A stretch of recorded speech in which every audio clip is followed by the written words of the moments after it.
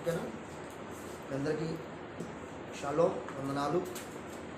ఈరోజు ప్రాముఖ్యమైనటువంటి వీడియో, ఇన్ని వీడియోల కంటే ఈరోజు ప్రాముఖ్యమైనటువంటి వీడియో. ఎందుకు ఈ ప్రాముఖ్యమైనటువంటి వీడియో అంటే, అమ్మా చదివేవారు కూడా కొద్దిగా మంచిగా అందుబాటులో ఉండండి, వినేవారు కూడా స్పష్టంగా అమ్మా ఉపదేశే నువ్వు కూడా దీన్ని స్పష్టంగా వినాలను. రేపు భవిష్యత్తులో మీకే వింటున్నటువంటి వీడియో వింటున్న మీ అందరికి కూడా ప్రత్యేకమైన వందనాలతో తెలియపరుచుకున్నది ఏంటంటే, తప్పక మీరు వినండి, దాన్ని గమనించండి, గ్రహించండి, దాని ప్రకారం మనం ఫాలో అవుదాం. పరమతండ్రి స్తోత్రం. మీరు చూస్తున్నారు, నొక్కుతున్నారు, కానీ దయచేసి ఎంటలేదు. ఎన్నోళ్ళు కామెంట్ చేయండి, దయచేసి కామెంట్ చేయండి. ఒకవేళ నా వీడియో నేను మంచిగా మాట్లాడుతున్నానా లేక మంచిగా మాట్లాడలేదో నాకు తెలియదు కదా. ఒకవేళ నేను పొరపాటు మాట్లాడవచ్చు, దయతో దాన్ని గమనించండి. మీరు దయచేసి నాకు పలాంది పాస్టర్ గారు పలాంది బాగలేదు, ఇది కాదు అన్నప్పుడు దాన్ని సరి చేసుకోవడానికి నేను దాన్ని సరి చేసుకోవడానికి నాకు అదొక మార్గం. మీరు పెట్టే కామెంట్ నాకు ఒక మార్గం తెలుసా. మీరు నన్ను ప్రోత్సహించిన వాళ్ళు అవుతారు కనుక దీన్ని మొత్తం టోటల్గా వినండి. మీరు నన్ను ఖచ్చితంగా ముందుకు నడిపించండి. మీ అందరికీ నేను రుణపడి ఉంటానని నేను ఈ వీడియో ద్వారా మీకు తెలియపరుస్తున్నాను వందనాలతో. మంచిదమ్మా. మరి ఈరోజు మనం పరిశుద్ధ గ్రంథంలోకి వస్తున్నాం. ప్రాముఖ్యం ఏంటంటే, ఈరోజు ఏంటి? ఈరోజు అంటే ఏమి తెలియదు. ఈరోజు సబ్బాత్ మాత్రమే, అంతేనమ్మా? అందరు తలకాయలు ఆపండి. ఈరోజు సబ్బాత్ మాత్రమే కదా. ఒకటి మాత్రం చదువుకున్నాను, చూద్దాం ఒకసారి. ద్వితీయోపదేశ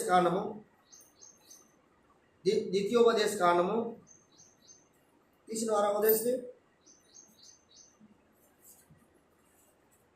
చదివమ్మా, చదువుదా. 11వ అధ్యాయం 12వ వచనం చూడమ్మా ఒకసారి. ధర్మశాస్త్రంలో అంటే 5 పుస్తకాల్లో 5వ పుస్తకాన్ని గురించి మనం చదువుకున్నాయి. 11వ అధ్యాయం 12వ వచనం. అది ఆకాశ వర్ష జలము త్రాగును, అది ఆకాశ వర్ష జలమును తాగును, అది నీ ఎలోహీమైన 50 లక్ష పెట్టు దేశము, అది నీ ఎలోహీమైన 50 లక్ష పెట్టు దినము, నీ ఎలోహీమైన 50 కన్నులు, నీ ఎలోహీమైన 50 కన్నులు సంవత్సరాది మొదలుకొని. బాగా గమనించాలమ్మా. వీడియో వింటున్న వాళ్ళారా, మీకు కూడా చెప్తున్నా. ఇక్కడ కూర్చున్నటువంటి వారు మా అందరూ ఇదంతా నిజంగా 50 ఎమడిస్తున్న వారు కనుక వీరికి తెలిసినా వీరు మరలా వింటున్నారు అంటే ఎందుకు చెప్పండి. అక్కడ 50 చెప్తుండే, అక్కడ గ్రంథము చెబుతున్న మాటలు ఇవి. ఏమంటే అక్కడ సంవత్సరం మొదలుకొని సంవత్సరం అంతం వరకు ఎల్లప్పుడూ 50 దృష్టి ఆ గడుస్తున్న దినాల మీద ఆయన దృష్టి ఉంచాడట. పరమతండ్రికి స్తోత్రం. మీకందరికీ ఈ మాట ప్రోత్సహింపబట్టలేదా? గమనించాలి. ఒకటి ఏంటంటే, సంవత్సరం మొదలుకొని సంవత్సరం అంతం వరకు మంచిది. ఒక రోజు ఎలా ప్రారంభమవుతుంది ఇవాళ ఎవరికి తెలియదు. ఈరోజు మాకు ఒక దినాన ఒక వ్యక్తి వచ్చి దీని గురించి అబ్బో మా ఐశ్వర్యం చెప్పాలా ఒకటే అంటుంది. అబ్బా ఈరోజు మీరిద్దరు మాట్లాడితే నేను మీ వినాలి, మీరు నేర్చుకోవాలని ఆయన కాళ్ళ ముందు కింద ఆడ సాపేసుకొని పడుతుంది దాని కింద. అంటే ఎందుకు కదిలించాలి, ఆయన వదిలిపెట్టవద్దు. అదేవిధంగా కంప్లీట్ ముందుకు నడిపించాలనే ప్రోత్సాహం అనమాట. ఆయన ఎన్నెన్నో చెప్పాడు. అది కాదు, ఎన్నా చాలా మౌనంగా ఇన్ని నేను మొదలుపెట్టాను. టపా 2-3 రెఫరెన్స్ చదివించారికి మనుషుడు ఏమైపోయినామా ఎసరమ్మా, ఏమైపోయాడు? కూల్ అయిపోయాడు. మీరు కూడా గంతులు వేసే ఆలోచనలు వద్దు, తిక్క ప్రశ్నలు వేసి తెలివితేటలు మీకు అసలే వద్దు, నాకు వద్దు. మీకు తెలియకపోతే నన్ను అడగండి, నేను చెప్తా. లేదు నాకు తెలియకపోతే మిమ్మల్ని అడుగుతా, మీరు చెప్పండి దయతో. నేను మీ దగ్గర స్టూడెంట్గా వచ్చి నేర్చుకుంటా, తప్పులేదు. పరిశుద్ధ గ్రంథాన్ని నేర్చుకోవడానికి ఎంత మాత్రం కూడా సిగ్గుపడనక్కర్లేదు మనకి. అందుకొరకే ఒక రోజు ప్రారంభమయ్యేది ఎలాగనో చూద్దాం. ఆదికాండం 1వ అధ్యాయము 2-3 వచనాల నుంచి క్రమంగా చదువుతుందని.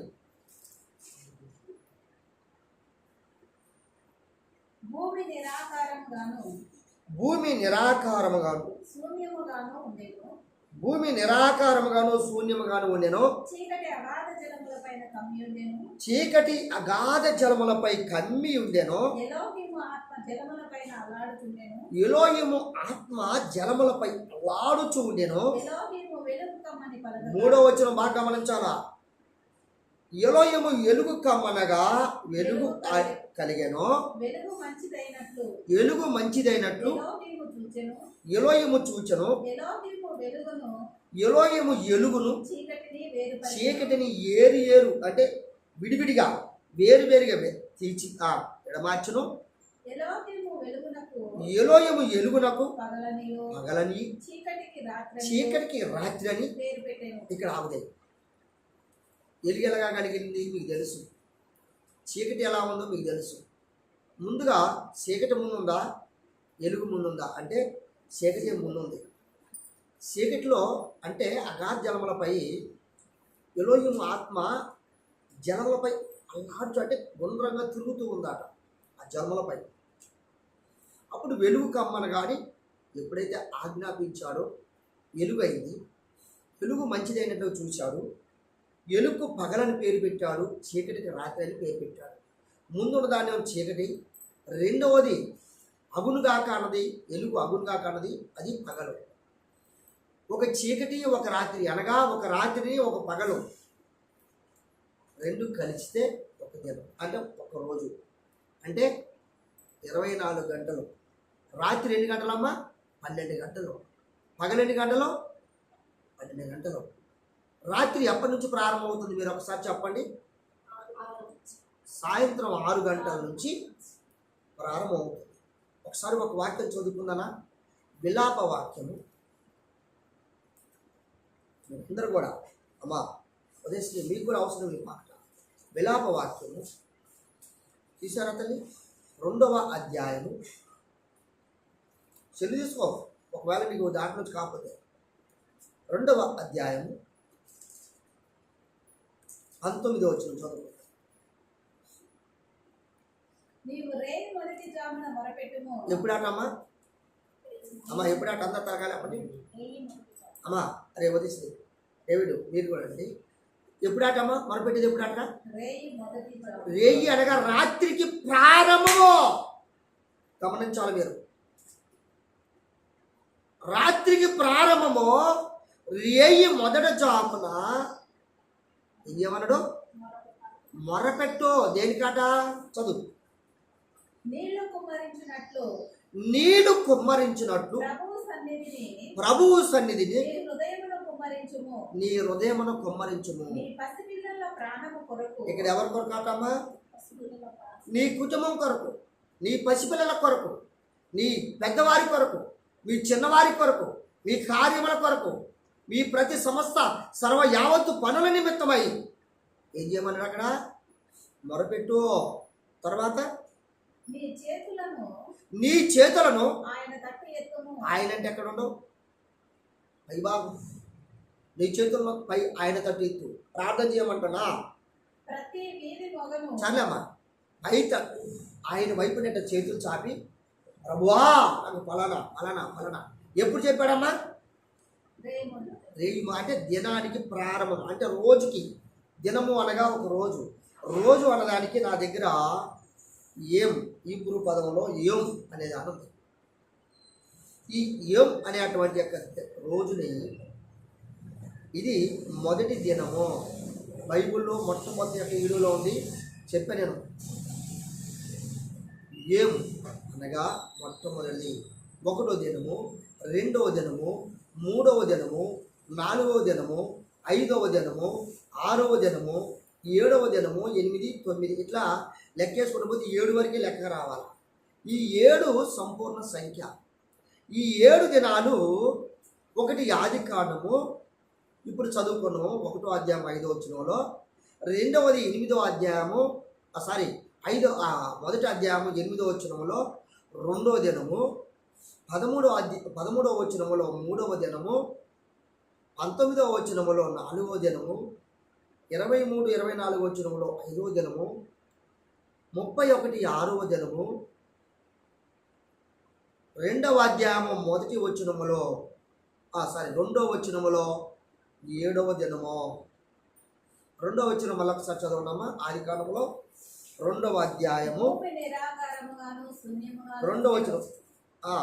చీకటి అగాధ జలములు అమ్మ ఎక్కడ్రా? 2వ అధ్యాయము 1వ వచనం. ఆకాశమును భూమియు వాటిలోనున్న సమస్తము సమూహమును సంపూర్తి చేయబడెను.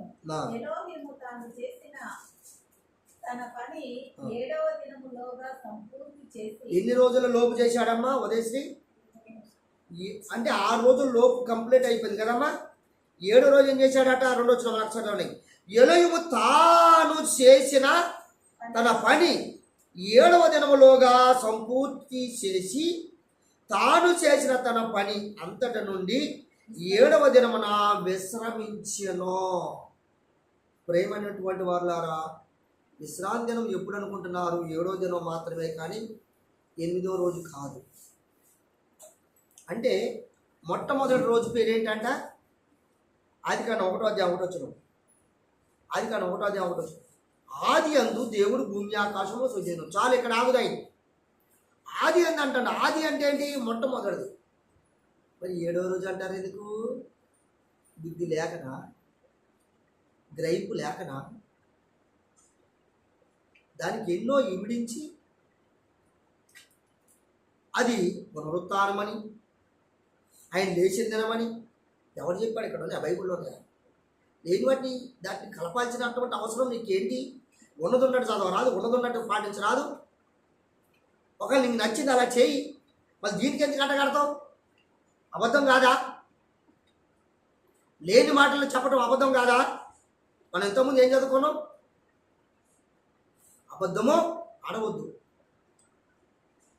దొంగిలించొద్దు, పొరుగువాని సొమ్ము ఆశించొద్దు, పొరుగువాని భార్యనేను అతను దాసునేను. ఈ రోజుల్లో తన భార్యను తన దాసునేను అంటే, ఈరోజు తన సొంత భార్యలు ఉండగా అనేకమైనటువంటి చంచలన మనసు కలిగినటువంటి వారు లేకపోలేదా? అనేక కడుపు నిండా తినడానికి బైబిల్లో పొట్టకుట్టి కొరకు చేస్తారని ఉంది. బైబిల్లో పొట్టకుట్టి కొరకు పరిగెత్తుతున్నారు తప్ప, ఆత్మవిశ్వాసం కలిగినటువంటి మీరు, ఆత్మవిశ్వాసం కలిగినటువంటి ఉండవలసినటువంటి మనము, మీరు నేను అందరం ఎక్కడున్నాము? పొట్టకూటి యొక్క జీవితంలో కొట్టుమిట్లాడుతున్నాము తప్ప, యావే వాక్య ప్రకారంగా మనం జీవించుటకును ఏమాత్రము గ్రహింపు కలిగినటువంటి వారుగా ఉన్నామా? ఇవాళ నిజంగా చూసుకున్నట్లయితే, ఇవాళ సంపాదనము రాండి అంటే 100 శాఖలు చెప్తారు. ఎవరికి అవసరము శాఖలు? నాకు చెప్పండి, నేను సంతోషిస్తా. కానీ సంతోషించిన ఆయన ఎవరైనా? నిర్గమకాండము, త్వరగా నిర్గమకాండం 31వ అధ్యాయము 31వ అధ్యాయము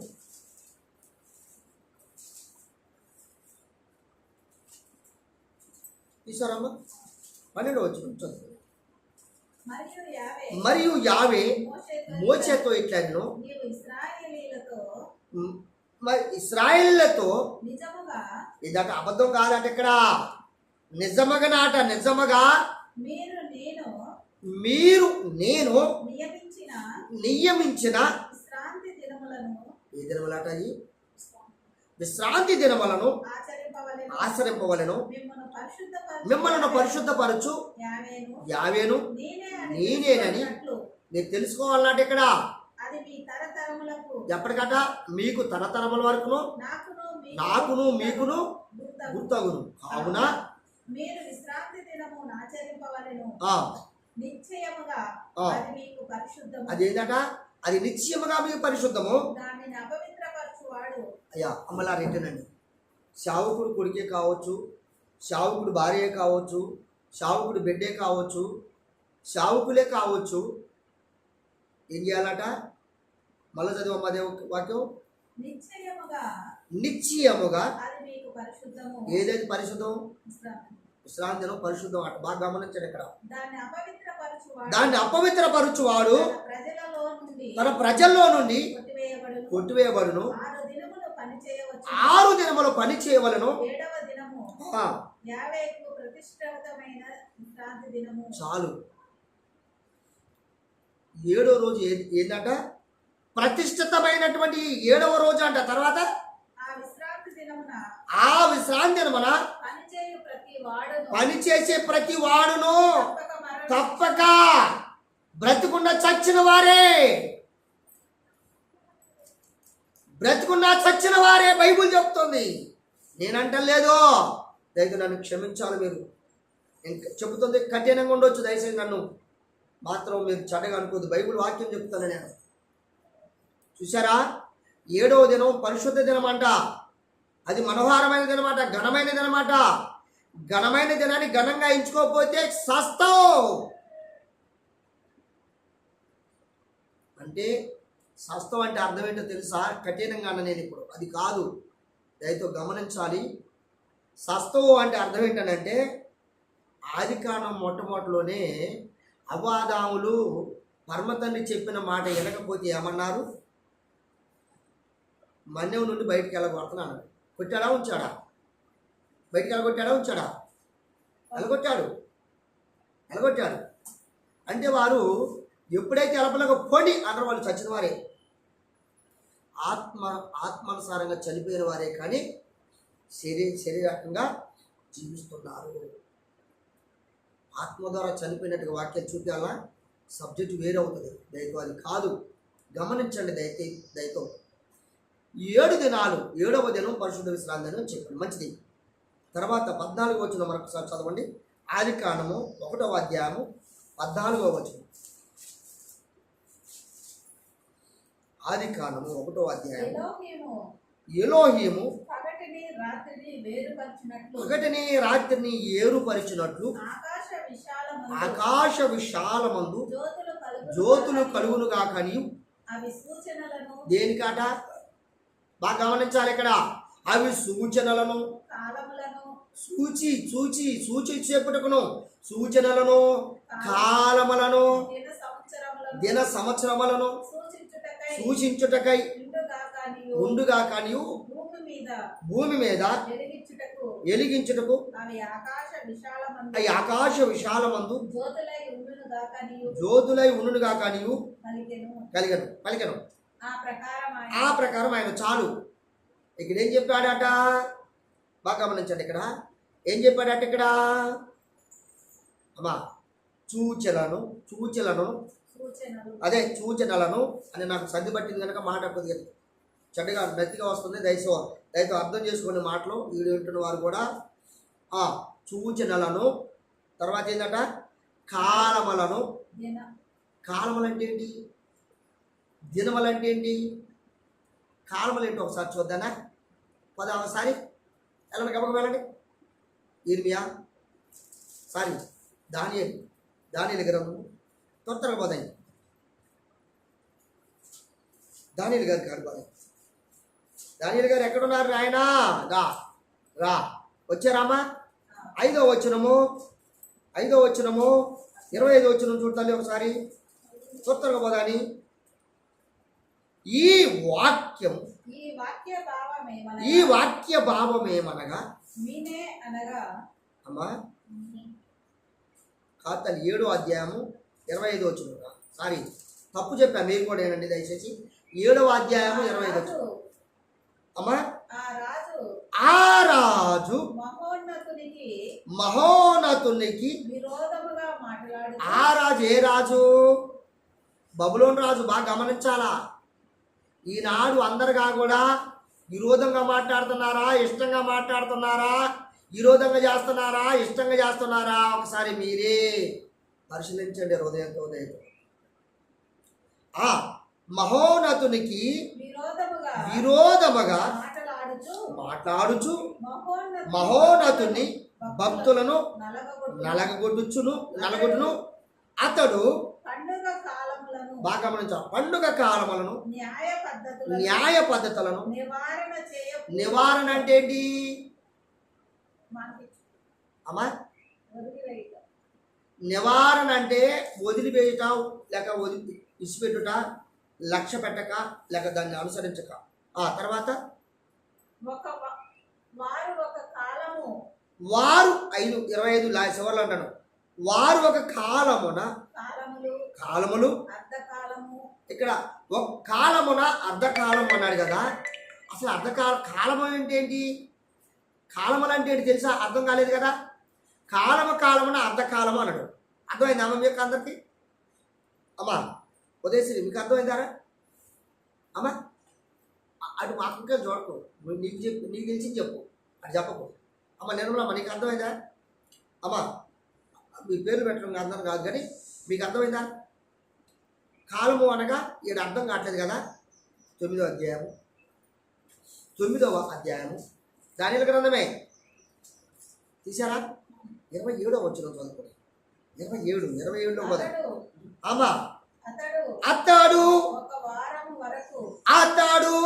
ఒక వారం వరకు అక్కడ ఏమన్నామ్మా? అతడు ఒక కాలము అన్నాడు. అంతేనమ్మా? ఇప్పుడు కాలం అంటే ఏంటి? వారం అన్నట్ట కాదా?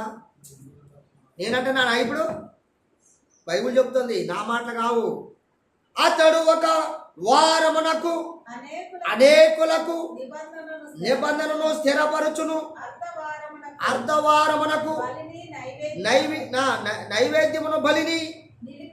హల్లెలూయా. తర్వాత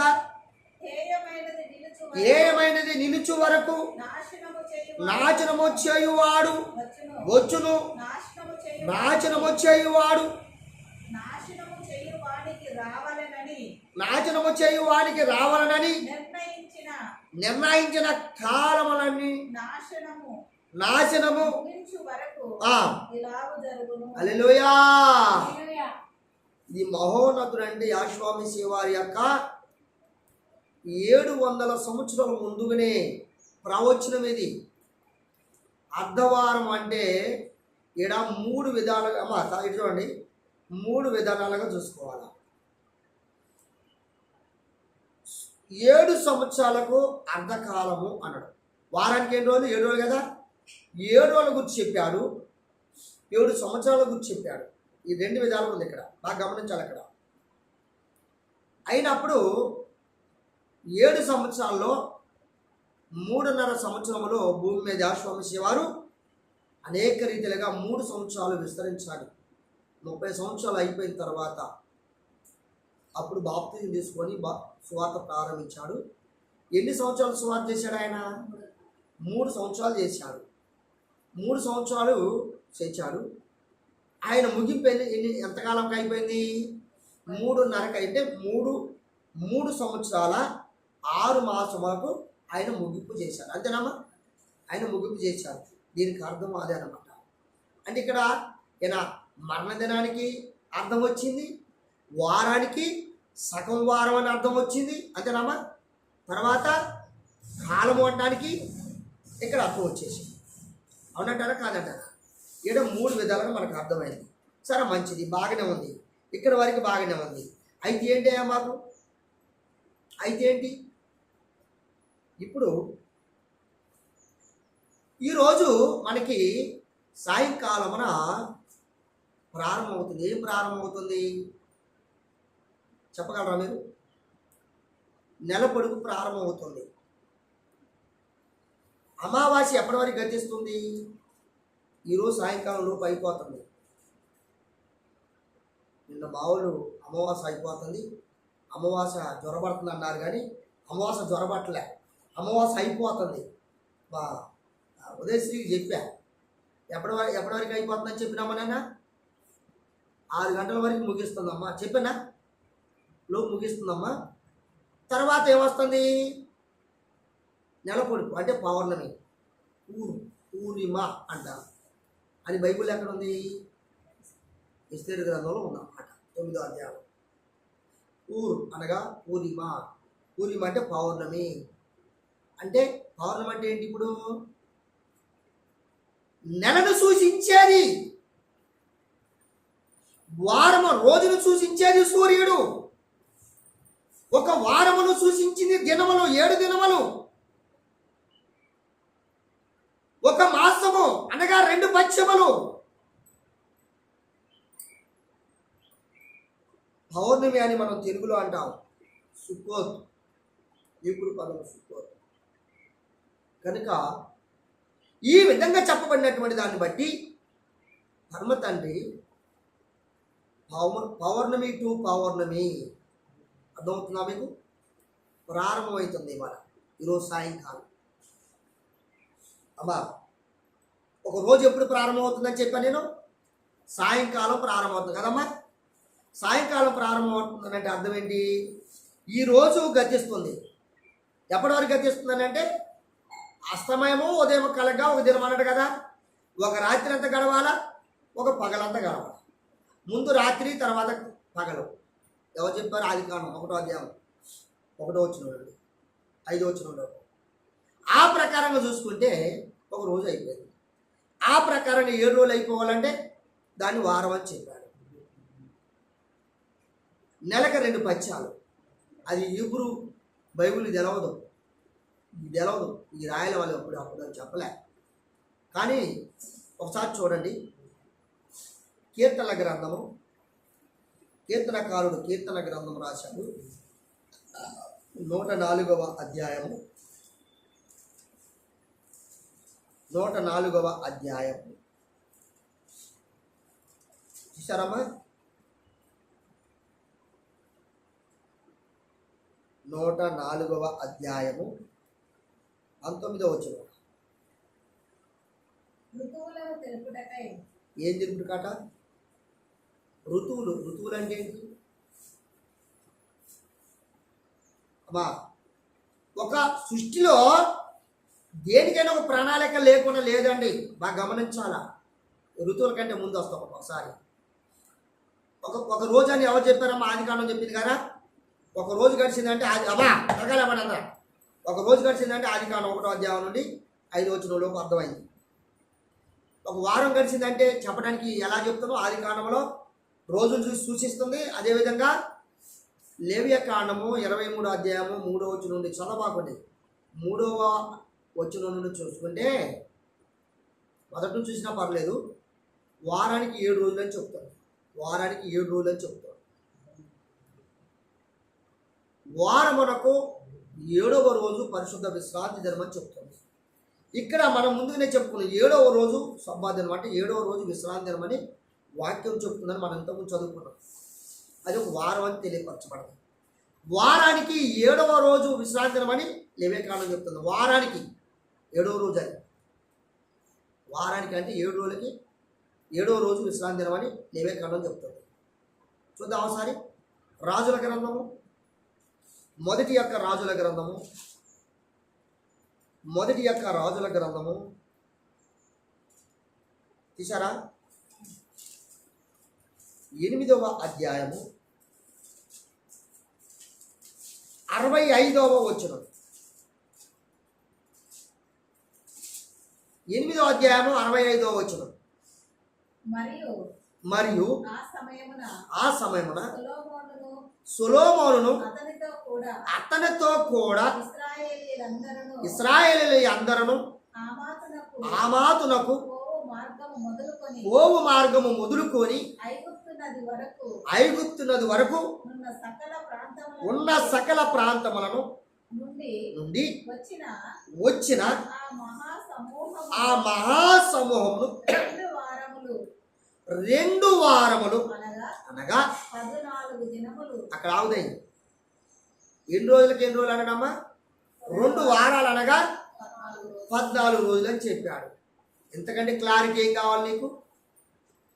ప్రియమైనటువంటి వారులారా గమనించండి, దయతో గమనించండి. మీరు వారానికి 7 రోజులని, ఒక రోజు ప్రారంభమవుతుంది సాయంత్రం అని, ఒక రాత్రి పగలైతే ఒక రోజు అని, 7 రోజులు గడిస్తే ఒక వారం అని, 2 వారాలు గడిస్తే 4 దినాలని, ఒక నెలకి 2 పశ్చిమలని, 29 లేదా 30 రోజులని బైబిల్ చెప్తుంది. ఇప్పుడు చదువుతాయి కీర్తన గ్రంథం. ఋతువులను తెలుపుటకు ఎవరినాట అమ్మా వదిలిస్తే ఋతువులు అంటే ఏంటో తెలుసా అమ్మా? పండగల గురించి ఈ నియమాల గురించి తెలిపెట్టుకు చుట్టు కొరకు చంద్రుని నియమించాడట అమ్మా. అయితేనండి ఒక రోజు అయిందంటానికి కారణం ఎవరు? సూర్యుడేగా. ఇక్కడ ఏమన్నాడు? ఋతువులను తెలుపుటకు చంద్రుడాట, అంటే నెలలను తెలుపుటకు చంద్రుడాట. అర్థమవుతుంది కదా? నెలల తెలుపుటకు చంద్రుడాట. తర్వాత సూర్యునికి తన అస్తమయ కాలము తెలియను. సూర్యునికి తన అస్తమయం కాలము తెలియను. నీవు చీకటి కలగ చేయగా రాత్రి అవుతున్నది. అది మాట. చీకటికి ఆయన కలగజేశాడు, అది రాత్రి అయిందంట. అందుకనికే ఒక అస్తమయం ఉదయం కలగ దినమని చెప్పిన కారణం అదే. ఆ విధంగా ఈరోజు సాయంకాలము అమ్మా, ఈ రాత్రి గడిస్తే పగలు రాగానే అది ఏ రోజు వస్తుందో మనకి వారాల ప్రకారంగా అందరికీ తెలిసింది. రేపు ఏ వారం అమ్మా? ఈ రోజు ఏ వారం? శనివారం, ఆదివారం బైబుల్లో లేవు. నాకు ఫోన్ చేస్తే మీకు చెప్తా రోజులు. ఎన్నోసార్లు చెప్పా, రోజుల పేర్లు ఏంటో చెప్పాను నేను. అది కూడా పరిశుద్ధ గ్రంథంలో ఉన్నాయి. నేను కావాలంటే నా దగ్గరకు వస్తే మీకు ఆ రోజులు కూడా చూపిస్తా. ఒక్క మాట చెప్తా. ఫస్ట్ దినాన్ని యామ్ రిషోన్ చాలు. లాస్ట్ దినం ఒకటి చెప్తా. యామ్ సబ్బాత్ అంటే 7వ రోజు విశ్రాంతి దినం అని చెప్తుంది పరిశుద్ధ గ్రంథం. ఇక మధ్యలో 5 దినాలు నేను చెప్పలే, అది మీకు తర్వాత చెప్తా. అందుకొరకు చెప్పినటువంటి మాటను బట్టి బైబుల్కి ఆదివారాలు తెలవదు, శనివారాలు తెలవదు. ఇక్కడ మనం చెప్పుకునే వారాలు బైబుల్లో తెలవదు. బైబుల్ తెలవనప్పుడు బైబుల్ ఎలా చెప్తున్నారు మీరు? ఆదివారం లేచాడు, అలా రోజు ఇలా జరిగింది, అలా జరిగింది. ఎవరు చెప్పారు? ఒక ఆయన అంటే సూచనలు అమ్మా. ఒక ఆయన సూచనలు చెప్తున్నావు అమ్మా. ఒక ఆయన అట పెయ్యను కాల్చినప్పుడు అట ఆ రోజు బసవబోధవారం వచ్చిందట. బసవ అంటే బసవ అనే భాష ఏది? ఏదో నాకు కూడా తెలియదు, అదనట్టు నేను అంటున్నా.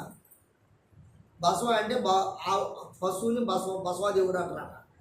అందుకే అది బోధ అది ఏమను బూడిద వారం అంట. అది బోధవారాన్ని బూడిద వారం అంటారట. అందుకే బసవ బోధవారం అంటారు. అది బూడిద వారం. బూడిద వారాలు చేసిన వాళ్ళు కూడా ఉన్నారు చాలామంది. బూడిద వారానికి దొరకరు మనుషులు అమ్మా. బూడిద వారం వచ్చిందంటే అసలు మనుషులు దొరకరు చేతి. తర్వాత ఇంకొకటి ఉంది, ఏంటో చెప్పనా మీకు? గుడ్ ఫ్రైడే అట. గుడ్ అనగా మంచి, ఫ్రైడే శుక్రవారం. ఎవరు చెప్పారు ఈ మాట మీకు? గుడ్ ఫ్రైడే అనే మాట ఎక్కడన్నా బైబుల్ ఉందా? గుడ్ అనగా మంచి అని, ఫ్రైడే అని శుక్రవారం. ఫ్రైడే అంటే ఇంగ్లీష్లో ఫ్రైడే అంటే శుక్రవారం, కరెక్టే. మంచి శుక్రవారం బైబుల్లో ఎక్కడైనా ఉందా? ఒక చోట మీకు తెలుసో తెలియదు, నాకు తెలుసు. ఒక చోట ఉంది బైబుల్లో. నేను అధ్యాయం చెప్పను, రిఫరెన్స్ చెప్పను, ఎన్నోసార్లు చెప్పుకుంటూ వచ్చిన. మోసే తర్వాత యెహోషువ కాలంలో చెప్పాడు.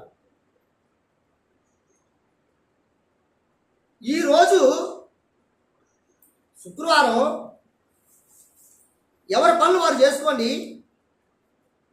సాయంత్రం సంపాద ప్రారంభమవుతుంది, విశ్రాంతి దినం ప్రారంభమవుతుంది కనుక త్వరగా పనులు ముగించుకొని గవిని దాటి యెరూషలేముకి వెళ్ళి మందిరంలో కూడుకుందాం పాండి అని చెప్పి సిద్ధపడతారు. మీకు అధ్యాయం గుర్తు వచ్చే ఉంటుంది.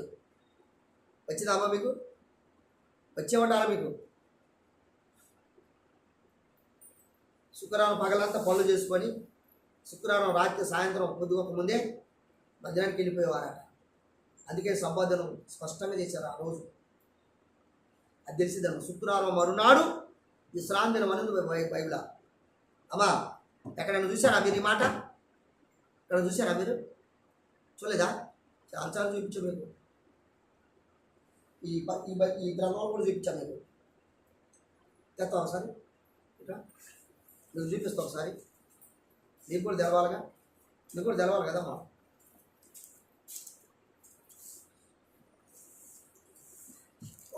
నాకు ఇక్కడ వీడియో లెంత్ ఎక్కువ అవుతుంది కనుక దయతో గమనించండి. ఇక్కడ నేను వీడియోలో చెప్పడానికి నాకు సమయము ఈ శుక్రవారం గురించి ఎక్కువ చెప్పలేను, కానీ మళ్ళీ వచ్చే వారంలో చెప్తా.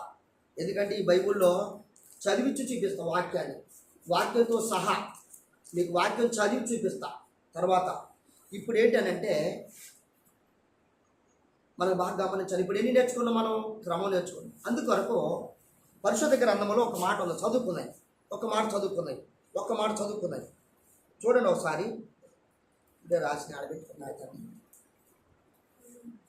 అమ్మా.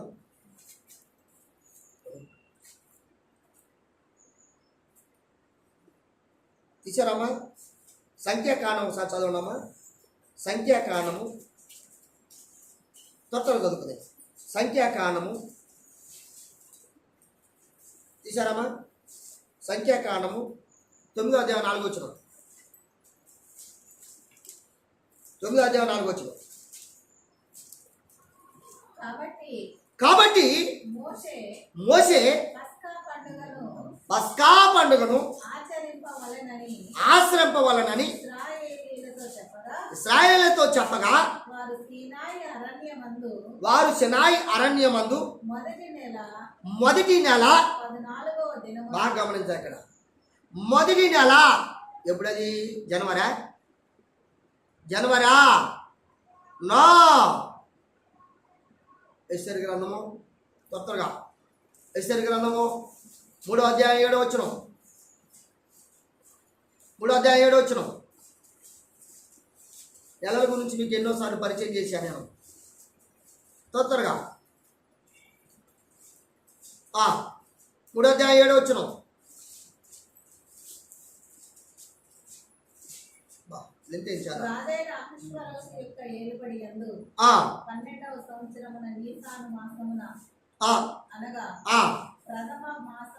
చాలు. నిస్సాన్ మాసము అనగా ప్రథమ మాసము. ప్రథమ అంటే ఏంటి?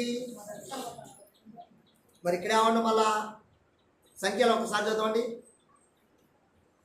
ఎస్తేరు కూడా పోనీ బాబు. కాబట్టి మోషే పస్కా పండుగను ఆచరింపవలను ఇశ్రాయేలుతో చెప్పగా వారు సినాయి అరణ్యమున మొదటి నెల ఏ రోజు అంట? మొదటి నెల 14వ రోజు. 15 కాదు, 15 పులియ నోట్ల పండుగ. సాయంకాలమున పస్కా పండుగ. ఇదండి సామాగ్రి సిద్ధపరచాలంట. ఎప్పుడమ్మా ఇది? 14వ రోజు సాయంకాలమున. ఇప్పుడు మనం చెప్పుకుంది ఎప్పుడు? 14వ రోజు మొదటి నెలకి అమ్మా, మొదటి నెలకి, సంవత్సరానికి మొదటి నెలకి సిద్ధపాటు చెప్తున్నా మీకు. ఇప్పుడు అక్కడి నుంచి 14 రోజులు లెక్కించుకుంటే 13 అయిపోయి 14వ రోజున మనం పస్కా పండుగ. దయతో గమనించాలి ఈ మాట. అందుకొరకు చెప్పబడిన మాటను బట్టి ఈరోజు సాయంకాలం అనగా అబీబు నెల ప్రారంభమవుతుంది. దానికి 2 పేర్లు. నిర్గమకాండం 12వ అధ్యాయం, నిర్గమకాండం 13వ అధ్యాయం, ద్వితీయోపదేశ కాండం 16వ అధ్యాయం మొదలొచ్చిన నెల. మొట్టమొదటి నెల అని. అది మొదటి నెల. దానికి 2 పేర్లు ఉంటాయి. ఎస్తేరు గ్రంథం 3వ అధ్యాయం 7వ వచనంలో దాని పేరు ఉంటుంది. అక్కడ మనకు స్పష్టంగా అర్థమవుతుంది.